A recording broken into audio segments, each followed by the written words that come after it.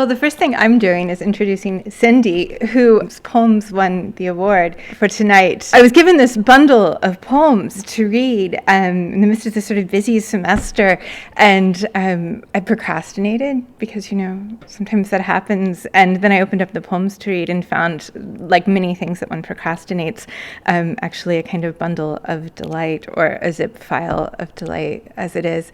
And so when I read Cindy's poems, I thought, this really sort of basic thing, which is this is really good poetry, right? All of them had their strengths, but with Cindy's, I just had this feeling of a kind of real grasp of what it means to write poetry, both in terms of saying something and struggling to find the forms which are necessary to say it.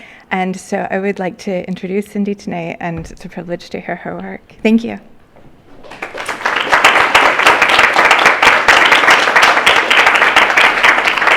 Thank you so much. I'm really honored to be here and glad all of you are here. Toward Home. In 1957, the Soviet space program launched Sputnik 2, a small spacecraft with only one passenger, a stray dog named Laika, who was the first living being sent into space and was never meant to survive. In the living room on the day before, a clock counts its fingers as Laika rests her chin between two children, their arms white spindles, mouths full of round adjectives, and she wonders if a prayer can be a shape, and a shape a farewell. They scratch behind her ears, always missing the itch. She tugs their forearms to make sure they are not scientists in disguise, not cloaks with false teeth, clenching a syringe, around it no smile, but a gray motive with cables for her heart and a solid nimbus inside, that the walls are not drapes for an ever-shrinking cage. Then the human boy picks her up into his lap, tucking her beneath pretzeled arms. As she swats her tail, relentless. But he's warm, a growing light bulb, and starts to sing, his voice descending like water over rocks, turning a familiar folk song. And then she's not sure why. Laika curls an ear against his tiny chest and sits still, very still, like the wall too. When Sputnik enters orbit, Laika peers through the nose cone, but between thruster and overheat, this is all she sees. Mouths of rounded shapes, a fold of warm spindles, and a creek somewhere tossing pebbles, as her eyes close and pale, and below, the scientists applaud. America Anywhere, Oaxaca, Mexico. All they want to do, I swear, is blow the grid to pieces and put them back one by one till the town is a late Kandinsky portrait weeping into a bowl.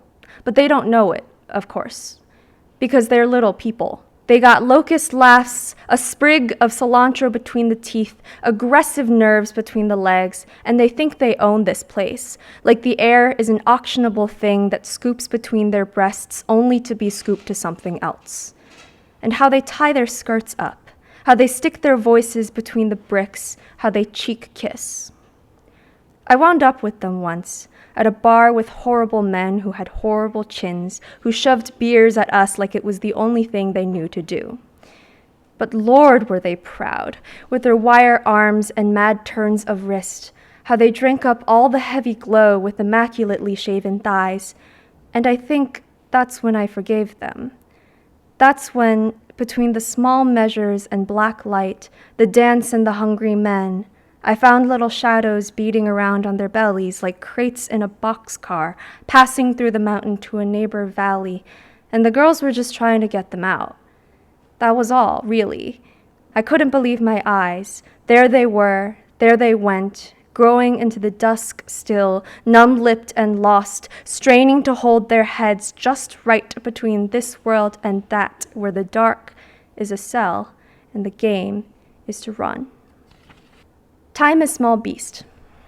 Yes, you tick on, you knit, yes, you peel trees, like you peel moons, like you cross two locomotives that vulse, like the toss and turn of dried leaves. You nudge, you press on, you zipper gears, yes, peel the leaves, tick, you ease dew, thaw earth, you play trains, talk, talk, you untruss hometowns, plung fast food chains, where you once grew leaves and dew glid down. Yes, you ride on, you mechanize modern man, you apoptotic talk, you splat gray, you whisker face, you rung dementia, yes, grandpa, at piano bench and in quiet. You pop cell deaths, they wear us while you peel us like you peel trees. You spike on oracle hearts. Run a me choo-choo clock. Yes, you scat Orion, scat Magellanic clouds like your birthday candle smoke. Every day this universe goes. Yes, you go. You smung eternal thing, but yes, you my tote and my yote transit and transform. You unpeel us, you eternalize yourself. You small god of birth and decay. Yes, you are okay. Yes, tick, tick, tick,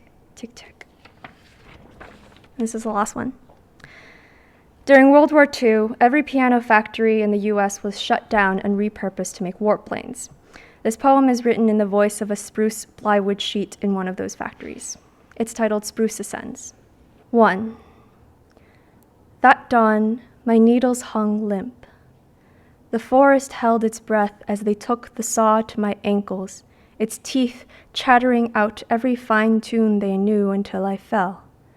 Like Guan Yin disrobing, her silk ribboning up the Pantheon's dust, and between seed and forest, a eulogy settled.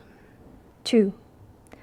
Baldwin's piano factory cellar was a waiting room, us plywood sheets packed and electric, holding ourselves between a ceiling drip and our unkempt nerves as we watched the figures enter, flick the lights, heave sheets out, and flick the dark back on.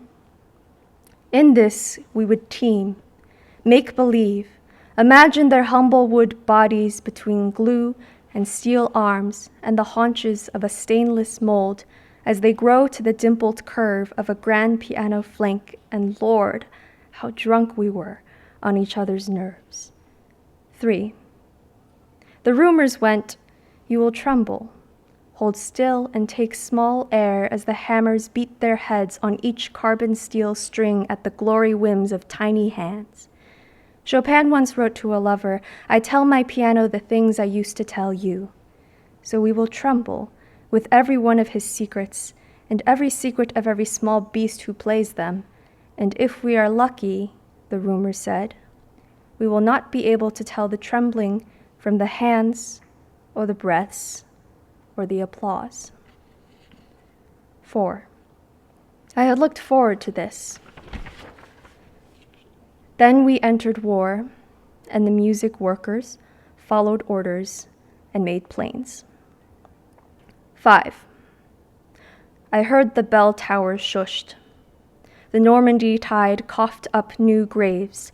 A woman plucked tin from cheek and her sister left, hip on the last garden mint, from Beckstein's factory, its cellar laden with scorched piano wood.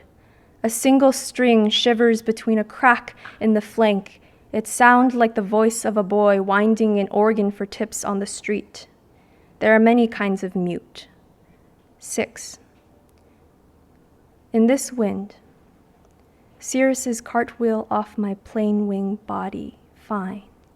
I fin it out with engine hum, we sing. I hold its vibration still, take big air.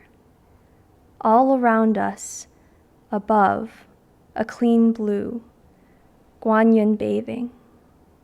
It is she and I, my pilot boy and the wind, all of us sputtering our wooden song as the blue greets us on the face towards the Pantheon. Thank you.